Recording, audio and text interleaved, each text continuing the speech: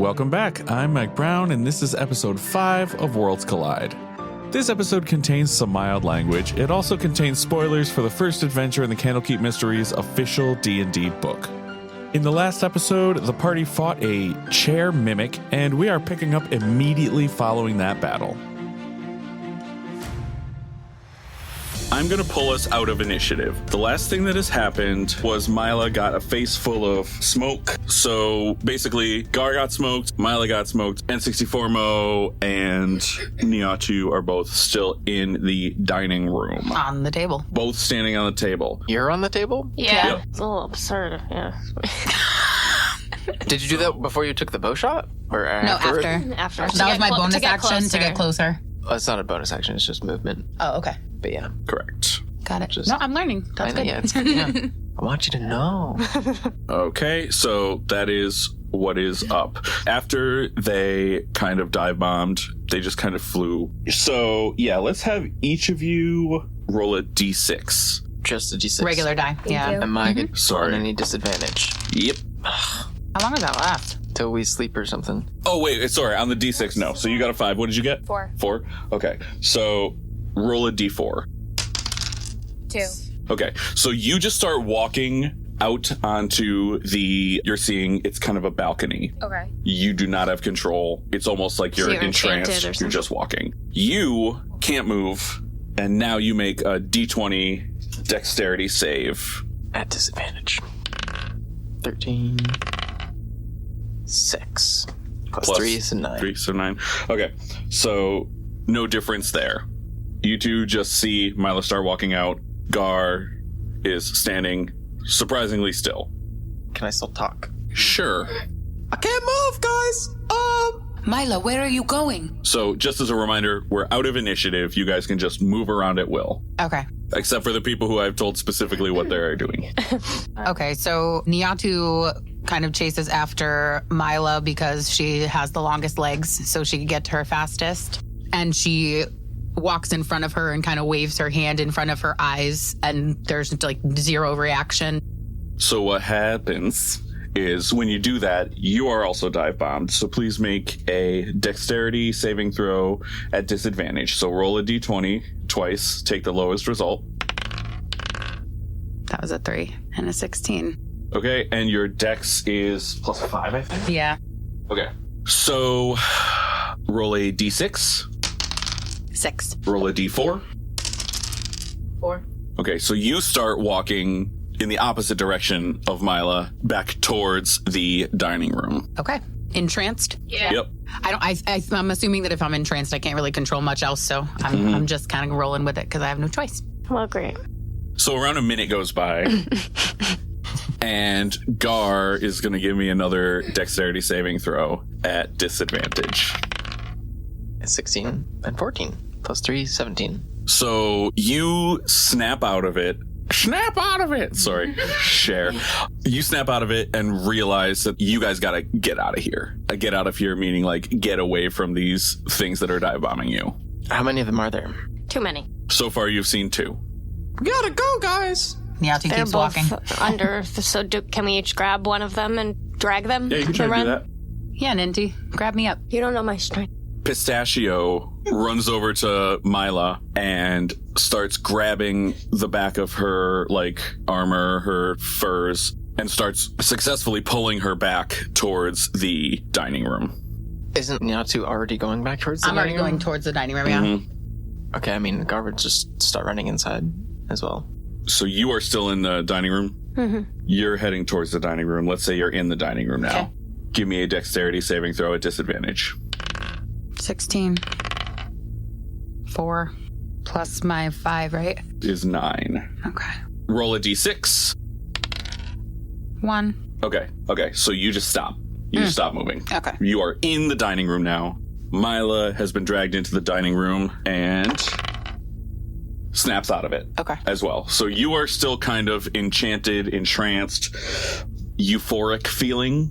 Everyone else has agency. Okay, so to do this naturally would be for every 1 minute to make Niatu keep rolling until she saves, because these things are not coming back into this room.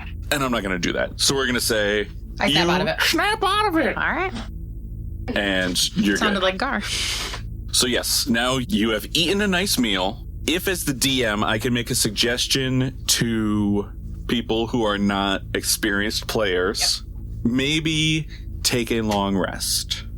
Okay. Oh, okay. Now. So a long rest means you're going to recuperate all your spell slots, which only Ninty has, but since she's level 1, I have a house rule where she has infinity spell slots. And you are going to regain all of your hit points back to maximum. And Niatu and Gar are going to lose the basically tipsy condition Finally. that was giving them disadvantage on dexterity and wisdom-based checks. How does that really work within the world of the game? Like, do I just lie down? You know what I'm You saying? guys can just chill out Say, and, hey, and we hang should out. rest right now because that was stressful. Good idea. And that rest is going to be 8 hours long. Okay. Which in a pocket universe. You do not know if time is passing the same outside as it is inside. Great. Okay. So years might have gone by. You're sitting down. You've already eaten, but you're kind of just chilling. The silence is getting weird. You want to just debrief a little bit. Laern, you dragged us into this city and into this mess, and you haven't helped at all. Gar almost died. Do you have any information as to what's happening? Well, I'm here to be your guide. And I'm actually pretty good in battle, but I have been specifically instructed to let you guys do your thing By who? by Ioun, the goddess I worship. She's part of the Synod. I'm kind of here on behalf of all of them, but Ioun specifically, she's the goddess of, wisdom and knowledge and prophecy. If I help, it doesn't really work, if that makes any sense. You guys need to do it, and I'm not gonna let anything terrible happen as long as I can prevent it. But if one of you goes down, one of you goes down. Well then. Listen, you guys have been specifically chosen. One of you, at least, is pretty adept at healing, and I've been instructed to let people go down and to let them be healed. I'm going to watch. If things go crazy south, then I will step in. But for now, I'm just kind of watching. And yeah, you guys, look, I didn't even need to step in. You guys handled that situation all yourself. So far, you've proven yourselves in battle. You've beaten a book and a chair. So you don't really need me to step in. You need confidence. And I think maybe this might help you build some of that confidence. Well, if a magic spatula goes after you next, I'm not interfering. Get it. You know what? I respect that.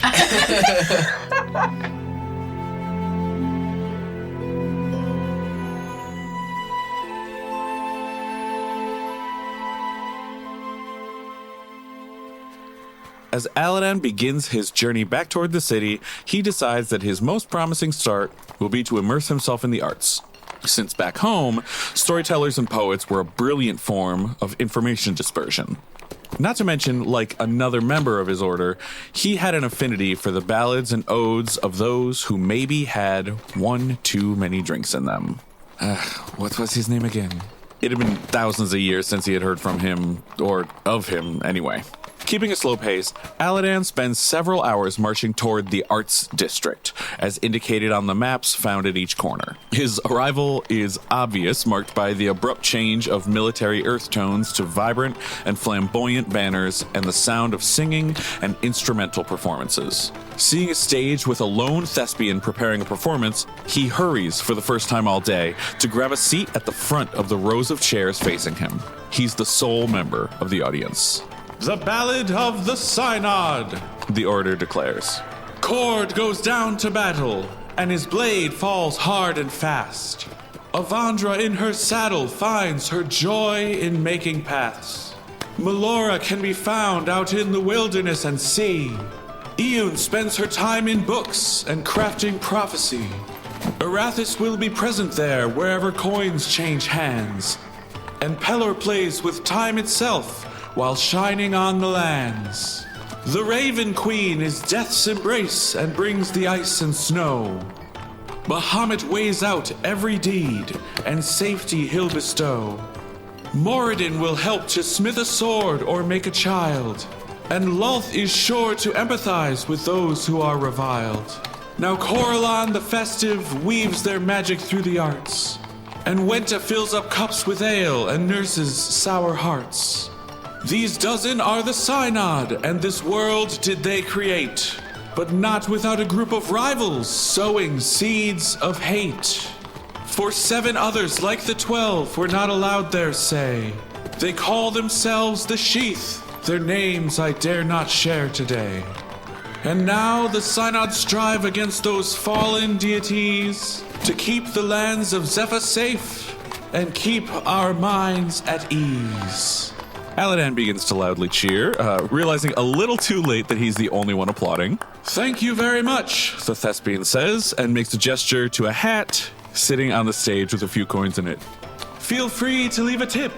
Calling back, Alladan asks, Are you free for a moment? I have some questions about that poem. Ballad. And no, I must away to my next performance. Farewell. Left alone, Alladan mutters to himself, The Sheath. I need to learn more about them. Maybe they are behind the dwindling magic.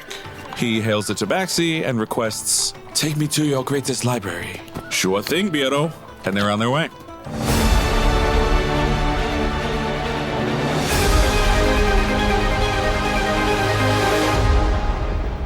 Okay, you are all long rested. Everyone give me a investigation roll. 16 plus 2, so 18. So close. 8. 12. 20! So, Ninty and Gar both see a rather expensive looking silverware and plate set just in the corner. And Ninty got a nat 20 on her investigation. I'm just saying that again out loud. I'm gonna try to take it. Okay, give me a sleight of hand.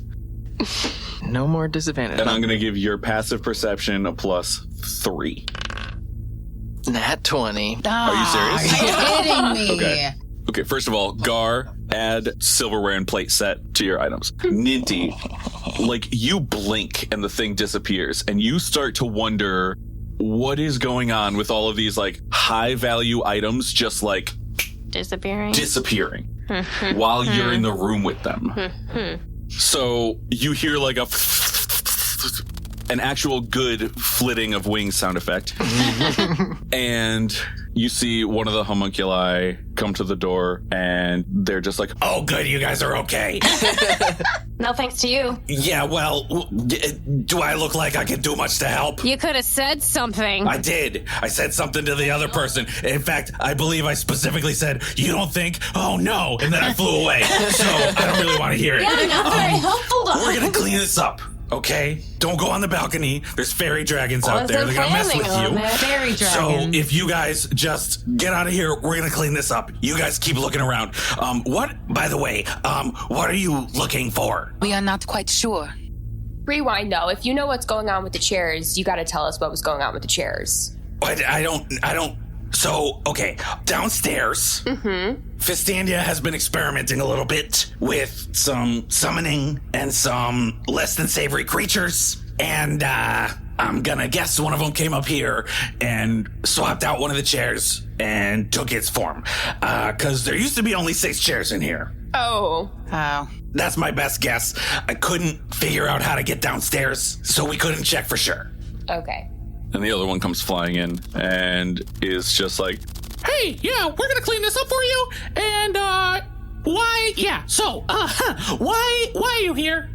I mean, we got dragged in. Now we're just trying to find a way out, basically. Oh, okay, you're just trying to get out. Yeah, what's the word? I don't know the word, but I heard that Fistadia hid some clues because she was worried about people getting trapped in here. So, I don't like to speak ill of my master, but if it were me, I probably wouldn't have hidden some clues. I probably would have just written a nice note in the foyer. But, sorry. So, she was obsessed with books. Have you found any books with any clues, possibly? One with the letter N. Oh, okay, you found a clue. Yeah. Cool. Have you tried saying the letter N near the portal? Just the letter N? No. Okay, no is 2 letters. So, okay, well, you might as well try because you don't know how many letters you need, right? So... and then the other one goes, You're kind of being an asshole right now. and the higher pitched one says, Listen, we're used to Festandia. She's really smart in here. And they fly away and go back into the kitchen. And that's that. So we go back to the portal and try saying N? Okay, so you head back to the main area. Yeah. Yep. And in character, someone says...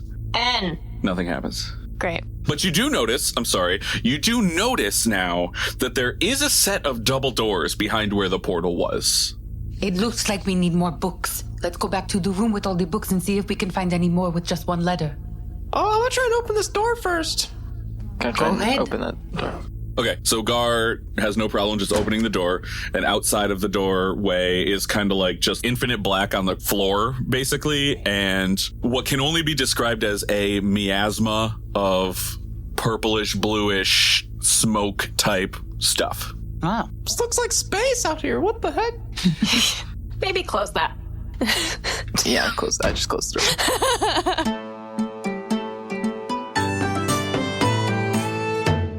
Alladan seems to feel every bump in the road as he sits in the back of the cart being pulled by a white feline with black spots. They race toward the nearest entrance to the tunnel, but Alladan's curiosity gets the best of him. After all, he is here to understand as much as he can.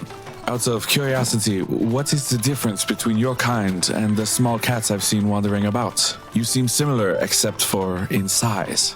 You seem new around here, so I'm gonna choose not to take offense. I don't know what to tell you. That's just who we are, and that's just who they are. Does it confound you that there are different sized birds? I'm sorry, you are right. An ounce of thought could save me a pound of embarrassment around here. I am Alladan, by the way. What is your name? Nice to meet you, Alladan. I'm Snow of the Mountain. Best to just call me Snow if we ever meet again. Save some time. Well met, Snow. Do you mind if I ask a few questions about this place? Sure, shoot. At that time, they enter the tunnel and everything gets very dark. These tunnels, how do they work? Why can only the Tabaxi travel within them? These tunnels are a gift from Pelor and Avandra. They compress time and space so this city can be traversed in a reasonable way. When the gods designed it, they forgot to account for the fact that all of us would be much smaller in size than they are. As for us Tabaxi, like myself, we tend to be very devout followers of Avandra. Truthfully, anyone can use the tunnels, but the closer you are to Avandra's grace, the less of a toll it takes on your body. That is very interesting, and it makes sense. Yeah, and don't go thinking it's some type of grueling gig either. The work is hard, but every second of it helps me feel closer to the Pathmaker herself. Plus, the whole city shuts down if we stop, so the pay is pretty good too.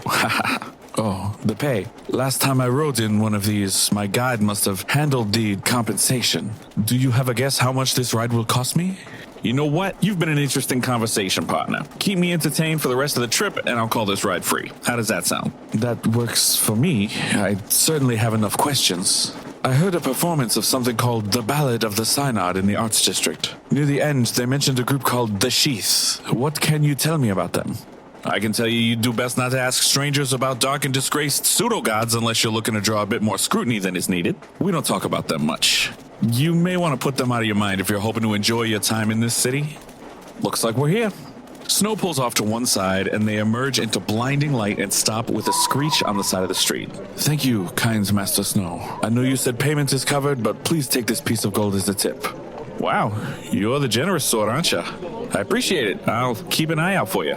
Snow trots away, and Alladan looks around for the first time. He's standing at the foot of an enormous ivory and azure tower. It must be hundreds of feet tall. He almost loses his balance, stretching his neck to find the top. In front of him is a large set of open double doors with people filing in and out. Above the doors is a large wooden sign with cobalt inlay reading, "The Great Library." He starts to step forward.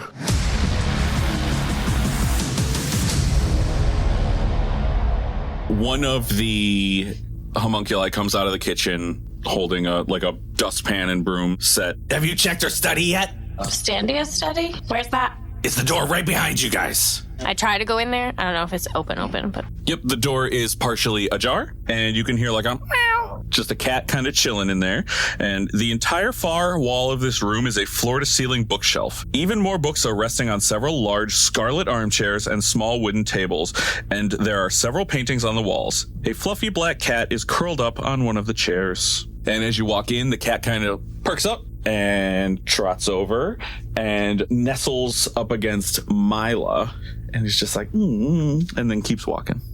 I look at the books, start looking for singular letters. Cool. So you see that most of the books were written by Fistandia specifically, and they are about how she is a powerful... She's basically made a pact with Coralon to become one of the most powerful magic users in the universe, and that she spent a lot of time at the Candlekeep studying. Now, Ninty, give me an investigation check. Is anyone else... I was going to say, yeah. ...looking at the books? I am. Yes. Everyone who's looking at the books, please give me an investigation check. 19 plus 1, so 20. 18 plus 3, 21. 1 minus 1. What'd you get? 1 minus 1. I can't read anyways. Yeah, so... I have a 3 plus 2, so 5. Not only can you not read, but for some reason, when you go to open one of the books, instead of opening it like you open a book, you rip it down the middle. You're just like, this is how you open a book. And then, I'll just look at her. Horrified. as a recap, Niatu, you got a 21. Ninty? 20. Gar. 5. Okay, so Niatu, you again find a book with a singular letter on the spine. Sweet. And that letter is an O. I said no. You didn't Not say in it front out of the by portal. Ninty, however, because of your drastically shorter stature, you notice a book that it looks like it was designed to look like a book. Okay, so I approach it. Okay, it doesn't do anything. I try to open it and Okay, so you grab investigate it. As you grab it, Okay. the whole wall kind of comes forward and slides over. Cool. And on the left-hand side of the room, there's a corridor that kind of takes a corner. It's basically a door has opened up that was triggered by you grabbing at this book. Way to go, Ninty!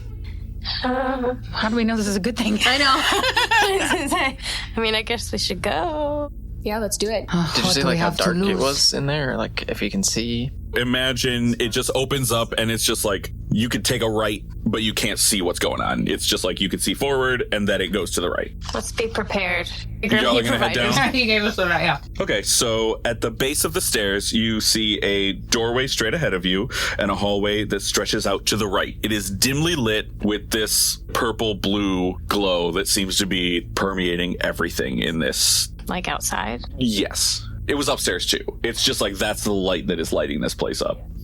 I try to open the door. The door that's right ahead of you? Yeah. Okay. You have no problem opening the door. It opens up to a hallway that has a door at the end and a door on the right. So yeah, it's just another hallway with a door at the end and a door to the right. Just getting deeper and deeper. Should we check that other hallway first before we go too deep? Niatu turns around and starts making her way toward the hallway and starts to go down the hall. Ninty follows. Milla follows. Sorry, down the hallway that was there or the hallway you just opened up? The hallway that was there. Okay, so as you're going down that hall, there's nothing to the left or ahead of you, but on the right, there is a door. All right, let's go in. Milla opens the door. Okay. The air here smells of astringent chemicals. Long wooden tables stretch across the room, laden with vials, beakers, and flasks holding various liquids and powders. Books are stacked between the glassware and chemicals. Yellow paper charts and blackboards full of complex formulas cover the walls. This must be where she created that monster chair. This reminds me a bit about my Sahik's hut. Your what? Sahik. She is the woman who is training me to be a healer. She has different types of chemicals and plants and animals, and she uses it to make healing potions. Yeah, I don't think this is a healing lab. Milla starts looking at all of the potions, examining them. Yeah, Ninty starts looking around as well. I just wanted to clarify, make sure we don't see any people in the room or anything. Correct, you do not. I do not recognize the smell. It is very strong. It's pretty funky. Maybe we should look at the books to see if there's any more clues. I'm gonna start looking through the stacks. I'm gonna look through Standia's notes. Milla, why don't you let me and Ninty deal with the books?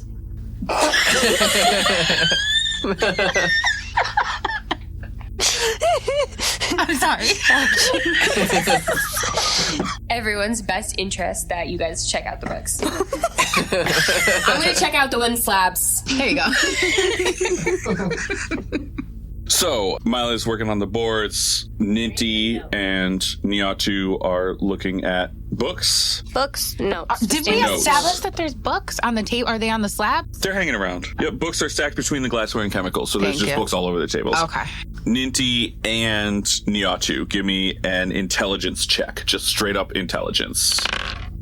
So 7. But then do I add the 12 and the 1 or just the 1? Just the one. Okay, so 8. 15 total. Okay, so Ninti, you get the impression that the main goal of the research here was to figure out how to transmute various materials into gold. And judging by the state of the room, you get the impression that she wasn't doing such a great job at it. Other than that, none of the books seem to be the special kind of book. This just looks like the laboratory. Milla, you notice as you are looking around, and you feel quite proud of yourself, you find a book that has a letter, one letter on the spine. You don't know what letter it is, but you notice that there is a book with the one thing on the spine. Oh, did you guys find anything with the books? I was looking at her notes, so I'm not sure. Nothing specific. Oh, well, I just found this one. Whips it out from behind her back. Not sure what letter this is, but I know it's a letter. So those of you who can read recognize the letter C. Worlds Collide is Alyssa Brown as Niatu, Alex Brown as N64mo, Ryan Brown as Gar, Melina Agbanyo as Milla, and me, Mike Brown, as the Game Master. Sound design, editing, and mixing done by Mike Brown for Ember Studios LLC.